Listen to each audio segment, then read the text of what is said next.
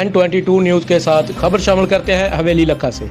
वज़ीर-ए-आज़म पाकिस्तान इमरान खान की तरफ से एहसास कफालत प्रोग्राम का सिलसिला मुल्क के दूसरे शहरों की तरह हवेली लखा में भी जारी।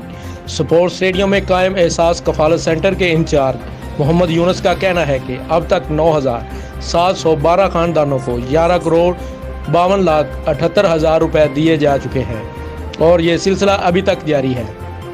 एहसास कफालत प्रोग्राम से मुस्तफ़ीद होने वाली ख़वातीन और मर्दों का कहना है कि आज तक किसी हुकूमत ने इस तरह गरीबों की मदद नहीं की जिस तरह इमरान खान की हुकूमत कर रही है। बुजुर्ग ख़वातीन का कहना था कि हम मौजूदा हुकूमत के इस प्रोग्राम पर बहुत खुश हैं।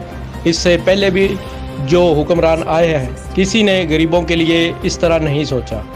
Report Shahid Saeed Wattoo, N22 news, Haveli लखा।